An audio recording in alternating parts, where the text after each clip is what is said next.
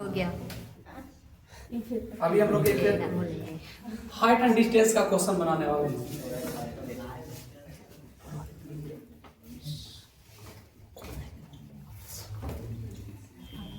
ऊंचाई एवं दूरी, ऊंचाई एवं दूरी। क्वेश्चन कुछ इस प्रकार से है जो पिछले 2016 में क्वेश्चन पूछे हुआ था। ध्यान रखिएगा, 2016 में ये क्वेश्चन पूछे था 5 नंबर में, तो हो सकता है 16 के बाद 26 में नंबर आ जाए, इसको ध्यान रखना है। क्वेश्चन इस प्रकार से है कि एक मीनार के पाद बिंदु, सबसे पहले बनाएंगे एक मीनार। ध्यान रखना, बोर्ड पर देखिए, क्योंकि माना कि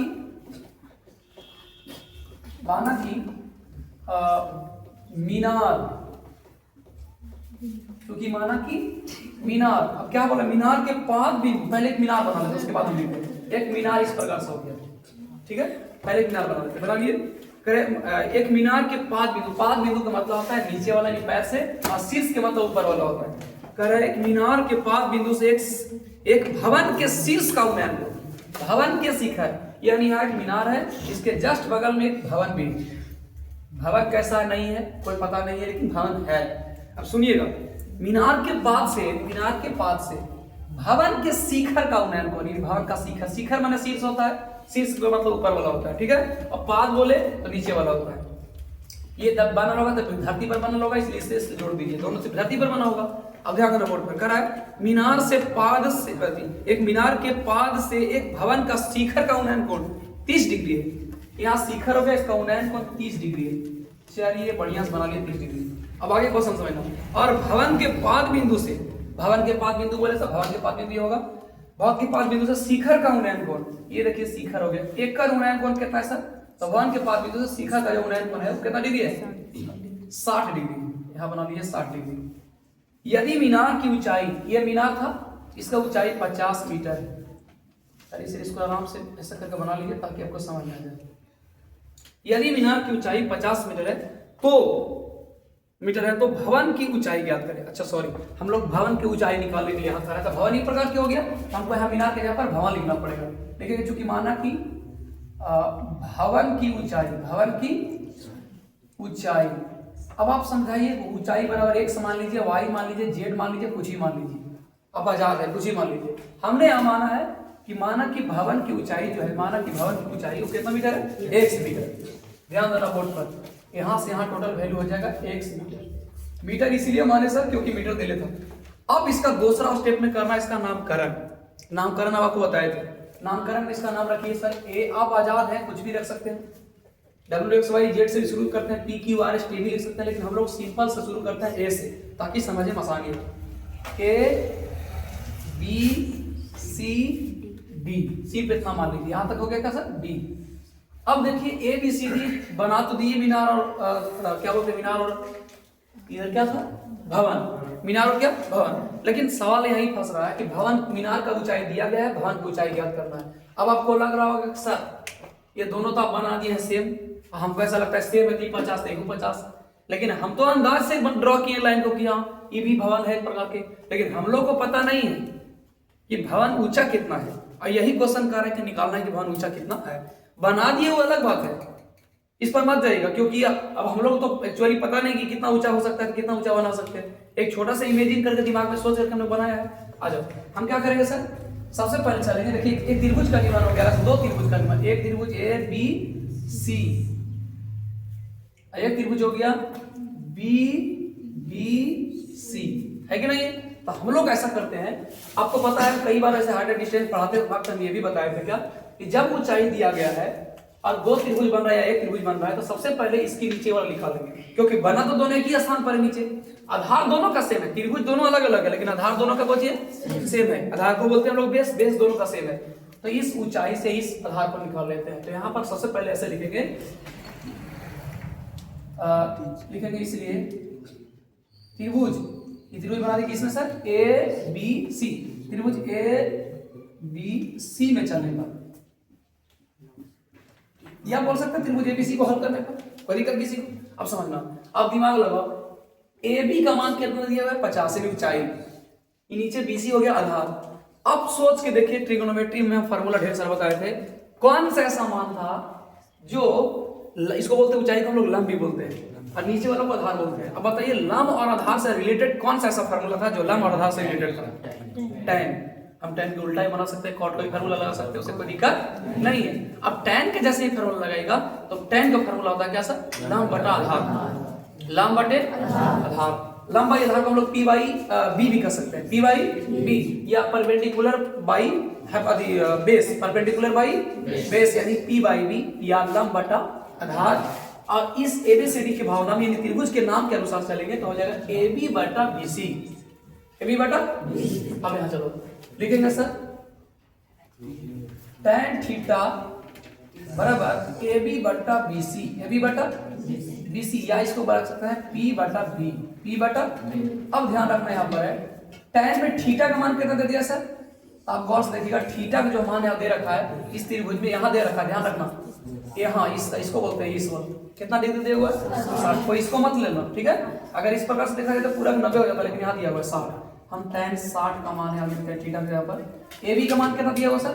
50। BC का मान कितना दिया हुआ सर? नहीं पता, हम BC को BC लेते हैं, ध्यान रखना यहाँ तक कोई दिक्कत BC को। अब एक छोटा सा काम करते हैं, tan 60 का मान कितना होता है? √3 यहाँ लिखते हैं √3 बराबर 50 बटा BC। आपको पता है जब भी बराबर में रहे तो हम इसको क्रॉस मल्टीप्लिकेशन करते हैं, जिसको हम लोग बोलते हैं तीसरा किसी गुना। इसको इससे गुना, इसको इससे गुना करेंगे। सबसे पहले करते हैं अचरा वाला इनिंग हो जाएगा √3 BC बराबर 50। √3 बराबर BC बराबर 50। अगर हम केवल BC बराबर करते हैं तो हो जाएगा 50 बाई √3, 50 बाई √3। अब एक चीज सीखो, हम आपको रेशनलाइज के बारे में सिखाए थे। रेशनलाइज को हम लोग बोलते हैं हिंदी में परिमेयकरण। परिमेयकरण आपको ये बताए थे कि कभी भी क्वेश्चन हल करिए अगर नीचे रूट में आ गया तो इसको आंसर मिलाने के लिए नहीं, अगर आंसर मैच कर रहा है या नहीं मैच करे या ना करे उससे आपको कोई लेना नहीं है। नीचे अगर रूट में आए तो आप इसको एक स्टेप और बढ़ा करके रेशनलाइज किया कीजिएगा, यानी परिमेयकरण किया कीजिएगा।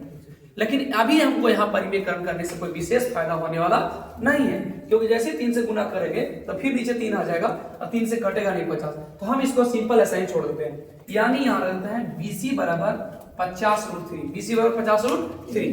अब चलते हैं अगला स्टेप में, यानी इसका जो मान आ गया सर वो आ गया 50√3 मीटर, यहाँ से यहाँ तक हो गया, ठीक है? लेकिन हमको ये मान पूछा नहीं था, हमको मान पूछा क्या? इधर मीनार भवन की ऊंचाई यानी DC का मान पूछ रहा है। क्या बता? DC। हम यहाँ लिखेंगे त्रिभुज। अब दूसरा में चलो, त्रिभुज एक और कौन सा है सर? तो BDC या तो बोलिए DCB, जो बोलिए उसकी कोई दिक्कत नहीं है, लेकिन हमेशा कौन वाला बीच में रहता है तो आप ऐसे बोल सकते हैं DBC या बोलिए CBD। तो चलते हैं त्रिभुज CBD में चलेंगे, ध्यान देना त्रिभुज CBD में चलेंगे। इसमें भी क्या देखा सर? अब इसको गौर समझना, यहाँ आधार दे रहा था और निकालने के लिए कह रहा है क्या? लंब। फार्मूला सेम आ गया। अब यहाँ कॉट लगाओ या tan लगाओ, कोई तरह से फर्क नहीं आएगा, आंसर सेम आने वाला है, क्योंकि tan के उल्टा कॉट होता है, कॉट के उल्टा tan। अब जो लगाओ दो से, लेकिन फार्मूला ये दोनों लगने वाला है। क्या फार्मूला लगा दे हम सर? किसी को लगेगा सर tan लगाइए, किसी को लगेगा कॉट लगाइए, उससे कोई दिक्कत नहीं, हम लगा देते हैं tan फिर से। tan थीटा पर फिर फार्मूला क्या होगा? लंब बटा आधार। लंब कितना है? DC। आधार कितना है सर? BC। फिर देखिए आप ध्यान दीजिएगा, tan थीटा का मान कितना दे रखा है? 30 बराबर DC का मान कितना है सर? DC का मान x, हम लोग x मान के रखे थे, और आधार के मान कितना दे रखा है? BC का मान 50√3। 50 थोड़ा सा एक स्टेप और बढ़िए, √3 का मान होता है हमेशा, सॉरी tan 30 डिग्री का मान होता है 1/√3, 1/√x बाई। अच्छा आपको पता है एक चीज और, कि जब भी 3 को बटन रहे, नीचे वाला बटन रहे, तो हम लोग एक बढ़ा करके इसको ऊपर कर देते हैं, यानी जो ये जो है यहाँ पर √3 ये ऊपर के चल जाएगा तो हो जाएगा x गुने √3, अब बटा केवल बचेगा नीचे 50, ठीक है? ये जब सिंगल रहता है यानी ऊपर आता है 1/2 और नीचे कुछ x रहता है ऐसा ही केवल, तब इसको 1 करते हैं, लेकिन ऑलरेडी नीचे बटा में है, नीचे वाला बटा में है, यानी नीचे वाला 2 अंक में है, इसको हम डायरेक्ट ऊपर करते हैं।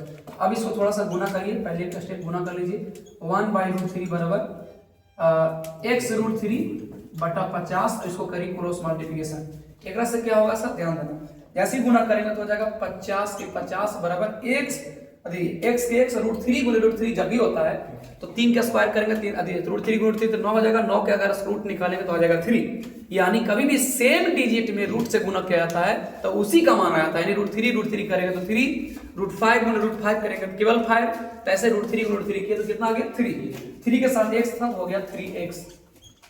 आपको देखना है यहाँ पर अगर हम x बराबर केवल करते हैं तो 50/3 हो जाएगा, 50/3। अब 50/3 को काटना पड़ेगा आपको, तब आएगा उसका मान। अब निकालिएगा इसको तो 50/3 को कितना आएगा हमारा, हार्डली भागा दे सकते हैं, ऐसे रफ में दे दीजिए, या तो इतना भी रख सकते हैं, कोई दिक्कत नहीं है।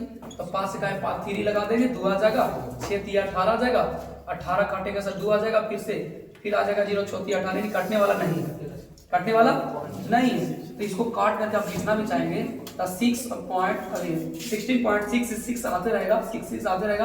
आप चाहो तो इसको बढ़ा कर लिख सकते हैं कम 60.7 मीटर। ये है x का मान, और x कोई माने तो ऊंचाई, लेकिन आता भवन की ऊंचाई बराबर 60.1 मीटर। इस प्रकार से आप ऐसे क्वेश्चनों का हल निकाल सकते हैं। अगर हमको आधार भी पूछता तो फिर इस क्वेश्चन में यहाँ पर x का मान रख करके bc का मान रख करके आधार का मान निकाल सकते हैं। ठीक है।